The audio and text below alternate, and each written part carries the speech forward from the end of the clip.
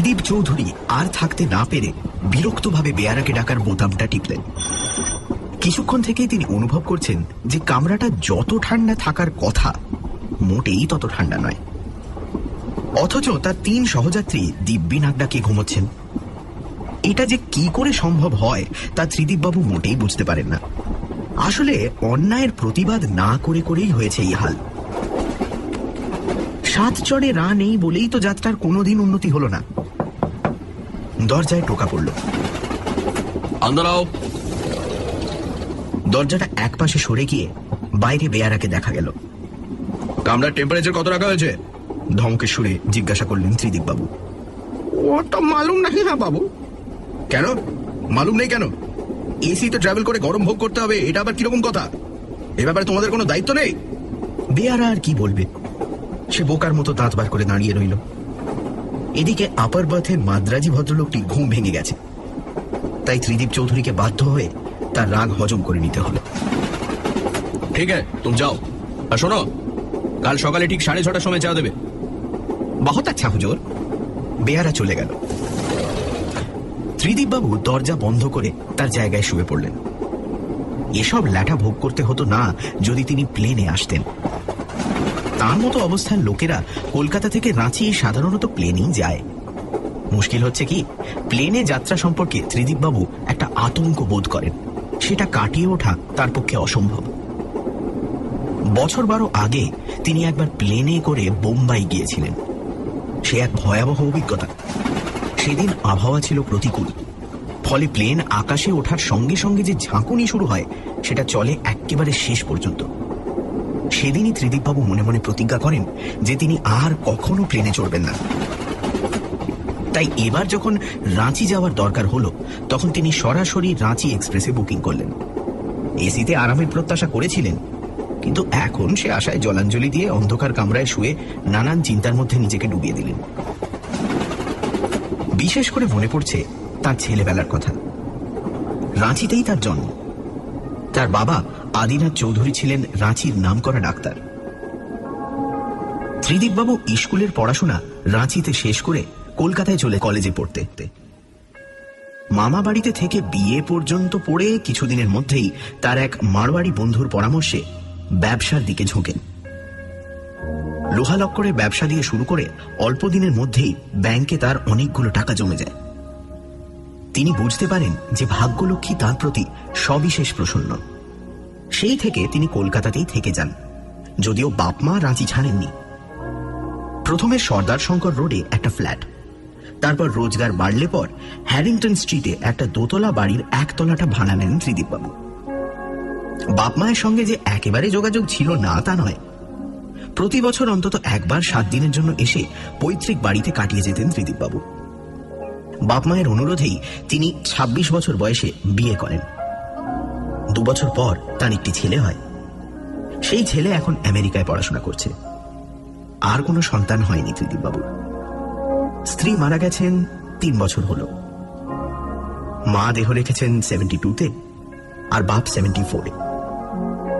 রাঁচির সেই বাড়ি এখনো রয়েছে একটি চাকর ও একটি মালির জিম্মায়।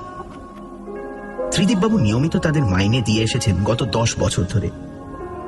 বাড়িটা রাখার উদ্দেশ্য হল মাঝে মাঝে 2-4 দিন বিশ্রাম করে যাওয়া, কিন্তু রোজগারের ধান্দায় সেটা আর হয়ে ওঠেনি।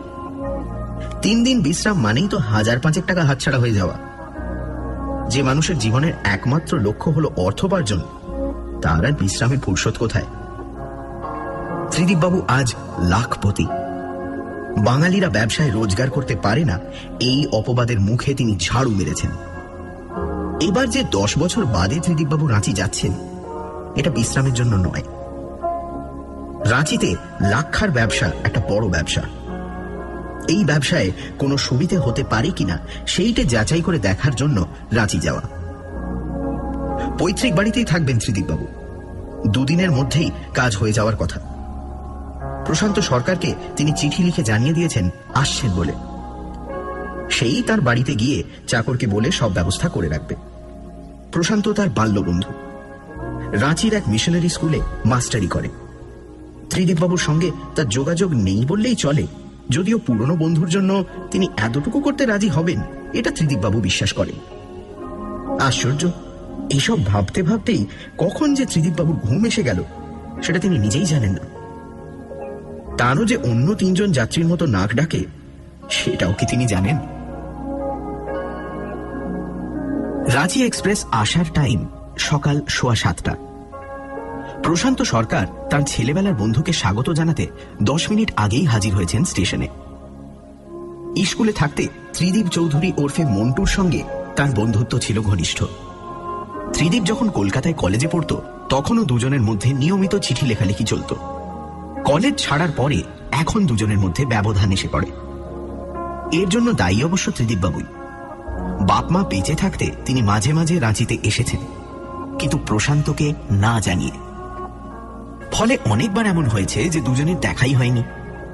কেন যে এরকম হচ্ছে সেটা প্রশান্ত সরকার বুঝতেই পারেননি। তারপর খবরের কাগজ থেকে জেনেছেন যে ত্রিদীপ চৌধুরী এখন একজন ডাক সাইটে ব্যবসায়ী, অর্থাৎ তিনি এখন প্রশান্তের নাগালের বাইরে। সেটা আরো স্পষ্ট হয় এই সেদিনের পাওয়া চিঠিটা থেকে। 4 লাইনের সংক্ষিপ্ত শুকনো চিঠিতে দুজনের মধ্যে দূরত্বটাই ফুটে ওঠে।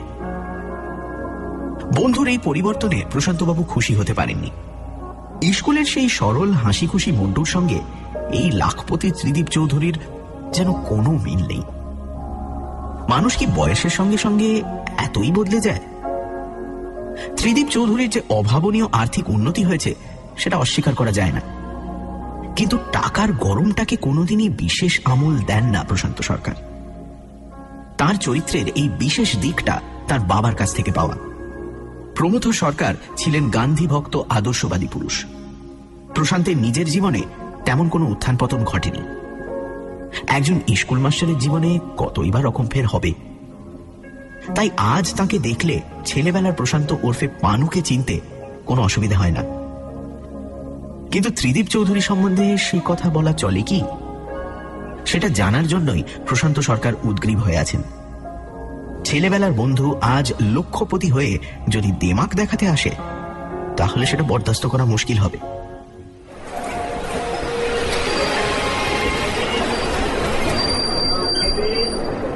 ট্রেন এলো 10 মিনিট লেটে। মাত্র 3 দিনের জন্য আসা, তাই ত্রিদীপবাবু সঙ্গে একটা ছোট সুটকেস আর একটা ফ্লাস্ক ছাড়া আর কিছুই আনেননি। সুটকেসটা প্রশান্তবাবু একরকম জোর করেই নিজের হাতে তুলে নিলেন। তারপর দুজনে রওনা দিলেন স্টেশনের বাইরে দাঁড়িয়ে থাকা ট্যাক্সির উদ্দেশ্যে। অনেকক্ষণ ওয়েট করতে হলো নাকি? ত্রিদীপ চৌধুরী প্রশ্ন করলেন হাঁটতে হাঁটতে। এই মিনিট 20। তুমি যে আবার স্টেশনে আসবে সেটা ভাবতেই পারিনি, কোনো দরকার ছিল না। আমি তো আর এই প্রথম আসছি না রাঁচিতে। প্রশান্তবাবু মৃদু হাসলেন, কোনো মন্তব্য করলেন না। চিরকালের অভ্যেস মতো তিনি বন্ধুকে তুই বলার জন্য প্রস্তুত ছিলেন, কিন্তু বন্ধু তুমি বলাতে সেটা আর হলো না। এখানে সব খবর ভালো তো? জিজ্ঞেস করলেন ত্রিদীপবাবু। হ্যাঁ হ্যাঁ, সব ব্যবস্থা হয়ে গেছে। একদিন বাদে বাবু আসছেন জেনে তোমার মালি আর চিন্তামণি খুব এক্সাইটেড। চিন্তামণি হলো একাধারে রসুয়ে আর চৌকিদার। বাড়িটা বাসযোগ্য আছে তো এখনো, নাকি ভূতের বাসায় পরিণত হয়েছে? প্রশান্তবাবু আবার মৃদু হেসে একটু চুপ থেকে বললেন, ভূতের বাসার কথা জানি না, কিন্তু একটা কথা তোমাকে জানানো দরকার। আমি সেদিন রাত্রে তোমার বাড়ির পাশ দিয়ে যাওয়ার সময় বাগানে একটা বছর 10-এর ছেলেকে খেলতে দেখেছি। রাত্রে মানে? বেশ বেশি রাত্রে, 11:30। দেখে চমকে গিয়েছিলাম। মনে হলো যেন 10 বছরের মন্টু আবার ফিরে এসেছে। এনিওয়ে, ভূত যে নয় সে তো বোঝাই যাচ্ছে। বাড়ি তো আমার বাবার তৈরি, ওদের কে মরেছে না মরেছে সে তো আমার জানা আছে। কথা হলো বাড়িটাকে ঝেড়ে ফুঁচে রেখেছে তো? একেবারে তকতকে। আমি কাল গিয়ে দেখে এসেছি। ভালো কথা। তোমার কাজটা কখন, কোথায়? আমার নাম কাম যেতে হবে আজই দুপুরে, আফটার লাঞ্চ। মহেশ্বর জৈন বলে এক লাক্ষা ব্যবসায়ী ওখানে থাকেন, 2:30 অ্যাপয়েন্টমেন্ট। বেশ তো, আমরা যে ট্যাক্সিটা এখন নিচ্ছি সেটাই তোমার জন্য ঠিক করা আছে। এখন তোমাকে পৌঁছিয়ে দুপুরে খেয়ে আবার 2টোর মধ্যে তোমার কাছে চলে আসবে। নামকাম যেতে মিনিট 10-এর বেশি লাগবে না। ট্যাক্সিতে উঠে রওনা হওয়ার পরে প্রশান্ত সরকার জরুরি কথাটা পারলেন, তাও সরাসরি নয়, একটু ভনিতা করে। তুমি আছো কতদিন? আজ কথা শেষ না হলে কাল আরেকবার যেতে হবে। আমি ফিরছি পরশু। যা ভারভার্তিক চেহারা হয়েছে তোমার, কোলাকুলি কথা বলতেও সংকোচ হয়। কি বলতে চাও বলে ভালো না, এরকম ঘুরিয়ে পেঁচিয়ে বললেই সন্দেহ হয়। কিছুই না, সামান্য একটা অনুরোধ। তুমি রাজি হলে তোমার এই বাল্যবন্ধু খুব গ্রেটফুল বোধ করবে। কি অনুরোধ? ফাদার উইলিয়ামসকে মনে আছে? উইলিয়ামস? সেই লাল দাড়ি? লাল দাড়ি। সেই উইলিয়ামস বছর 5 হলো একটা স্কুল করেছেন গরিব ছেলেদের জন্য। তাতে হিন্দু, মুসলমান, খ্রিস্টান, কোল সব রকম ছেলেই পড়ে। মাথার ঘাম পায়ে ফেলে ব্যাপারটা দাঁড় করিয়েছেন ভদ্রলোক। তার খুব ইচ্ছে যে তুমি একবার স্কুলটা দেখে যাও। কিছুই না, আধ ঘন্টার ব্যাপার। ভদ্রলোক খুব উৎসাহিত বোধ করবেন। গেলেই তো হাত পাতবে। মানে? এসব আমন্ত্রণের পিছনে আসল কথাটা কি তুমি জানো না? নতুন ইনস্টিটিউশন, টানাটানির ব্যাপার। একটা পয়সাওয়ালা মক্কেলকে ডেকে খানিকটা আপ্যায়ন করে মাথায় হাত বুলিয়ে শেষে ভিক্ষের ঝুলিটা তো সামনে খুলে ধরো। দেখো হে, এই জিনিস আমার কাছে নতুন নয়। এককালে বহুবারই প্যাঁচে পড়তে হয়েছে। আমি ভুক্তভোগী। চ্যারিটি যদি করতেই হয় সে যখন পরকালে চিন্তা করবো তখন, এখন নয়। এখন সঞ্চয়ের সময়। পরোপকারী হিসেবে একবারটি নাম হয়ে গেলে আর নিস্তার নেই। কাজে আমাকে এই ধরনের রিকোয়েস্ট করতে এসো না, আমি শুনবো না।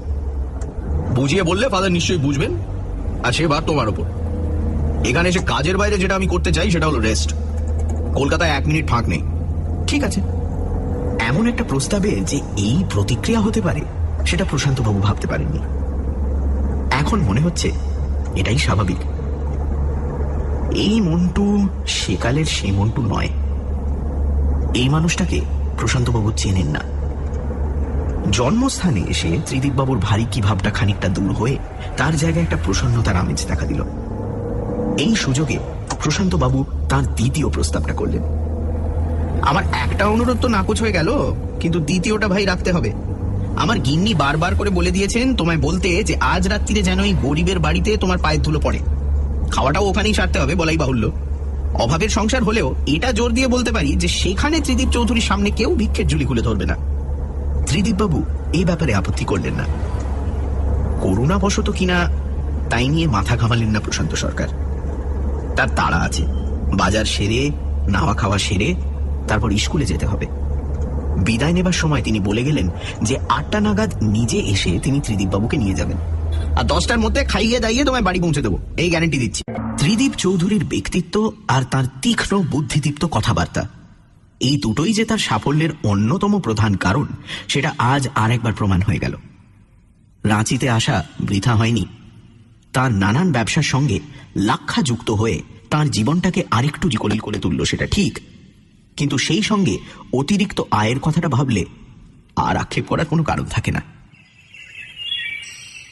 5টা নাগাদ বাড়ি ফিরে চা খেয়ে ত্রিদীপবাবু একবার তার জন্মস্থানটা ঘুরে দেখলেন। দোতলা বাড়ি, একতলায় বৈঠকখানা, খাবার ঘর, গেস্ট রুম আর রান্নাঘর। দোতলায় 2টো বেডরুম, বাথরুম আর একটা বেশ বড় পশ্চিমমুখী ঢাকা বারান্দা।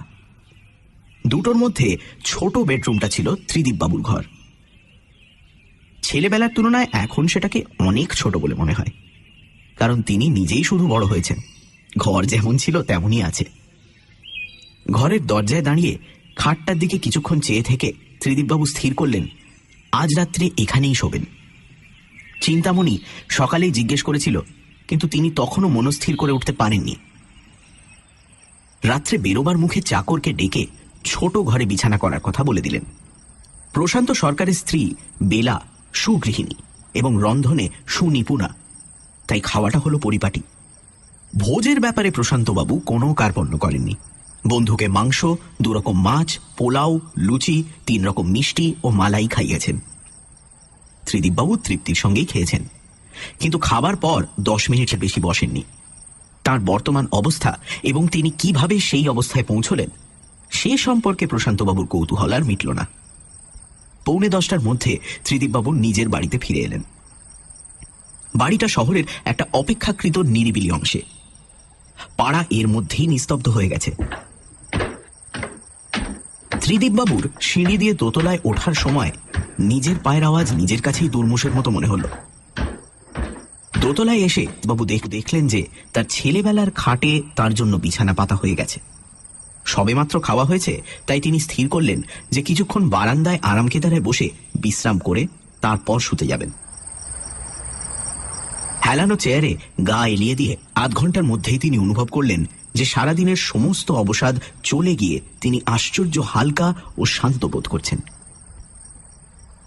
বাইরে ফিরে চাঁদের আলো, বাগানের একটা ন্যাড়া শিরীষ গাছের ছড়ানো কালো ডালগুলোর দিকে তার দৃষ্টি। ত্রিদীপবাবু বুঝতে পারলেন যে তিনি নিজের নিঃশ্বাসের শব্দ শুনতে পাচ্ছেন। সমস্ত বিশ্ব চরাচরে যেন সেটাই একমাত্র শব্দ। তাই কি না, তার সঙ্গে আর একটা শব্দ যোগ হলো, রথের দিনে খুব যদি ভিড় হয়, একটা ক্ষীণ কণ্ঠস্বর। করবো না তো ভয়। সেটা কোত্থেকে আসছে বলা কঠিন। মনোযোগ দিয়ে শুনে ত্রিদীপবাবু বুঝলেন যে সেটা কোনো অল্প বয়স্ক ছেলের গলায় আবৃত্তির শব্দ। হারিয়ে যাবে আমার কোলে চড়ো। কবিতাটা তার ভীষণ চেনা। ক্ষীণ হলেও কণ্ঠস্বর স্পষ্ট, আমায় দেখে মামা বলবে, প্রত্যেকটি কথা পরিষ্কার। রথের দিনে খুব যদি ভিড় হয়, একলা যাব, করবো না তো ভয়। মামা যদি বলেন ছুটে এসে, এতদিন যেন ত্রিদীপ চৌধুরীর স্মৃতির কোণে লুকিয়েছিল কবিতাটা। ছোটা কি মামা আজ শুনে বাবার মতো বড়। আবার নতুন করে মনে পড়েছে। আমায় দেখে মামা বলবে, তাই তো। আবৃত্তি ক্রমে ক্ষীণ হয়ে আসছে। ত্রিদীপবাবু উঠে পড়লেন চেয়ার থেকে। মনটাকে পিছনের দিকে টেনে নেওয়া কোনো কাজের কথা নয়। আসল হলো ভবিষ্যৎ, অতীত নয়। তিনি জানেন ভবিষ্যতে তাকে আরো অনেক উপরে উঠতে হবে, লাখপতি থেকে কোটিপতি হতে হবে। অতীত মানে তো যা ফুরিয়ে গেছে, শুকিয়ে গেছে, শেষ হয়ে গেছে। অতীতের চিন্তা মানুষকে দুর্বল করে, আর ভবিষ্যতের আশা তাকে সবল করে, সক্রিয় করে। নিজের শোয়ার ঘরে গিয়ে ত্রিদীপবাবু ভ্রুকুঞ্চিত করলেন। শহরে এখন লোডশেডিং। খাটের পাশে টেবিলের ওপর একটা মোমবাতি টিমটিম করে জ্বলছে। তার মৃদু আলোতেই তিনি স্পষ্ট দেখলেন যে বিছানাটা ভালো করে পাতা হয়নি, চাদর বালিশ দুটোই কুঁচকে আছে। হাত দিয়ে চাপড় মেরে সেগুলোকে টান করে দিয়ে পাঞ্জাবি খুলে আলনায় রেখে ত্রিদীপবাবু খাটে শুয়ে পড়লেন। মোমবাতিটা জ্বলবে কি? কোনো দরকার নেই। এক ফুঁয়ে সেটাকে নিভিয়ে দিলেন ত্রিদীপবাবু। পোড়া মোমের উগ্র গন্ধ কিছুক্ষণ বাতাসে ঘোরাফেরা করে মিলিয়ে গেল। পশ্চিমে জানলা দিয়ে আকাশ দেখা যাচ্ছে। রাতের আকাশ চাঁদের আলোয় ফিকে। পায়ের দিকে ঘরের দরজা, দরজা দিয়ে বাইরে বারান্দা ও বাঁয়ের সিঁড়ির মুখটা দেখা যাচ্ছে। সিঁড়ির দিকে দৃষ্টি যাওয়ার কথা নয়, কিন্তু ত্রিদীপবাবুর মনে হলো তিনি যেন একটা পায়ের আওয়াজ পাচ্ছেন। খালি পায়ে থপ থপ করে সিঁড়ি দিয়ে ওঠার শব্দ, কিন্তু কেউ এলো না। শব্দটা যেন মাঝ সিঁড়িতে থেমে গেল। হঠাৎ ত্রিদীপবাবুর মনে হলো তিনি অনর্থক ছেলে মানুষই কল্পনাকে প্রশ্রয় দিচ্ছেন। সব ভৌতিক চিন্তা এক ঝটকায় মন থেকে দূর করে তিনি শক্ত করে চোখ বন্ধ করে ঘুমোবার চেষ্টায় প্রবৃত্ত হলেন। একতলায় খাবার ঘরের জাপানি ঘড়িতে ঢং ঢং করে 11টা বাজল। ঘড়িটা এতদিন বন্ধ ছিল, আজই সকালে ত্রিদীপবাবু আবার সেটাকে চালু করে দিয়েছেন। ঘড়ির শেষ ঢং মিলিয়ে যাওয়ায় নৈশব্দ যেন আরো বেড়ে গেল। ত্রিদীপবাবুর চোখ বন্ধ, এবং সেই বন্ধ চোখেই যেন তিনি টুকরো টুকরো ঝাপসা ছবি দেখতে পেরেছেন। তিনি জানেন যে এটা ঘুমের পূর্বাভাস। ওই টুকরো ছবিগুলো আসলে স্বপ্নের টুকরো। মানুষ গান করার আগে যেমন গুনগুন করে সুর ঠিক করে নেয়, এই টুকরো ছবিগুলো হলো আসলে স্বপ্ন শুরু হবার আগে স্বপ্নের গুনগুনানি। কিন্তু স্বপ্নের সময় এখনো আসেনি। চোখ বন্ধ অথচ সম্পূর্ণ সজাগ অবস্থাতেই ত্রিদীপবাবু তার ষষ্ঠ ইন্দ্রিয় দিয়ে অনুভব করলেন যে ঘরে যেন কে ঢুকে। না, শুধু ষষ্ঠ ইন্দ্রিয় নয়, শ্রবণেন্দ্রিয় বটে। ত্রিদীপবাবু নিঃশ্বাসের শব্দ পাচ্ছেন। কেউ যেন দৌড়ে এসে হাঁপাতে হাঁপাতে ঘরে ঢুকে দাঁড়িয়ে পড়ে দ্রুত শ্বাস নিচ্ছে। লোক দেখতে পাবেন এই দৃঢ় বিশ্বাসে চোখ খুলে ত্রিদীপবাবু বুঝলেন যে তিনি ভুল করেননি। দরজার মুখে একটি ছেলে দাঁড়িয়ে আছে। বছর 10 বয়স, আর ডান হাতটা আলতো করে দরজার উপর রাখা, বাঁ পাটা একটু সামনের দিকে এগোনো। ছেলেটি যেন ঘরে ঢুকতে গিয়ে লোক দেখে থেমে গেছে। ত্রিদীপবাবু অনুভব করলেন একটা ঠান্ডা ভাব তার পা থেকে শুরু করে মাথার দিকে উঠে আসছে শির দাঁড়াবে।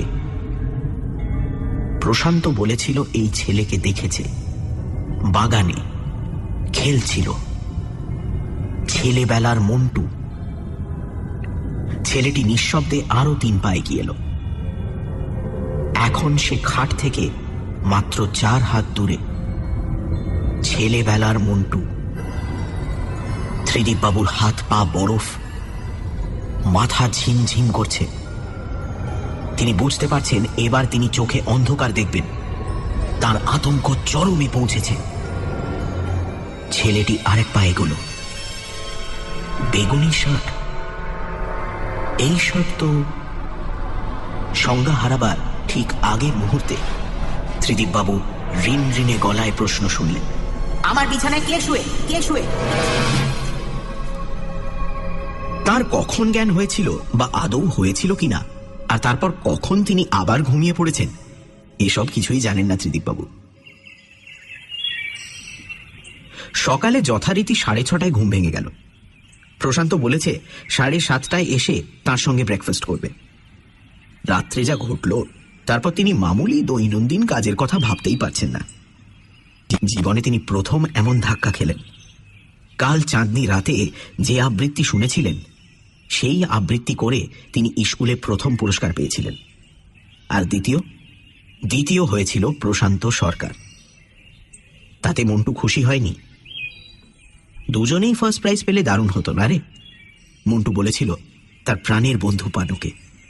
আর ঘরে যে ছেলেটি এলো তার মুখ বোঝা যায়নি, কিন্তু শার্টের রং যে বেগুনি সেটা দেখেছিলেন ত্রিদীপবাবু। এই বেগুনি শার্ট তাঁর সবচেয়ে প্রিয় শার্ট, যেটা তাঁকেই জন্মদিনে দিয়েছিলেন তার ছোট মাসি। সেটা কি তিনি ভুলতে পারেন? ওই শার্ট পরে যেদিন প্রথম স্কুলে গেলেন সেদিন পানু বলেছিল, তোকে ঠিক সাহেবের মতো দেখাচ্ছে রে মন্টু। এই অদ্ভুত ভৌতিক অভিজ্ঞতার মানে তার কাছে স্পষ্ট। আজকের ত্রিদীপের সঙ্গে ছেলেবেলার ত্রিদীপের কোনো মিল নেই। ছেলেবেলার সেই মন্টু ছেলেবেলাতেই মরে গেছে। আর তার ভূত এসে কাল জানিয়ে গেছে যে লাখপতি ত্রিদীপ চৌধুরীকে সে মোটেই বরদাস্ত করতে পারছে না। প্রশান্তবাবুকে রাত্রির ঘটনা কিছুই বললেন না ত্রিদীপবাবু। তবে এটা তিনি বুঝতে পারছিলেন যে শত চেষ্টা করেও তিনি সম্পূর্ণ স্বাভাবিক হচ্ছেন না। তাই বোধহয় প্রশান্তবাবু একসময় প্রশ্ন করলেন, তোমার কি হয়েছে বলো তো? রাত্রে ভালো ঘুম হয়নি নাকি?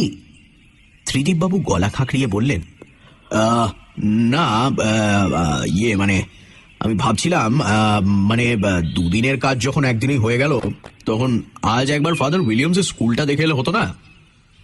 উত্তম প্রস্তাব, উৎফুল্ল হয়ে বললেন প্রশান্ত সরকার। মুখের হাসি ছাড়া অন্তরের একটা গোপন হাসিও হাসলেন তিনি, কারণ তার ফন্দি আশ্চর্যভাবে কাজ দিয়েছে। ফেরার পথে তার প্রতিবেশী নন্দ চক্রবর্তীর ছেলে বাবলুকে বলে যেতে হবে যে তার কাল রাত্রিরের আবৃত্তি আর অভিনয় চমৎকার হয়েছে, আর সেই সঙ্গে অবশ্যই চিন্তামণিকে একটা ভালো রকম বকশিশ দিতে হবে।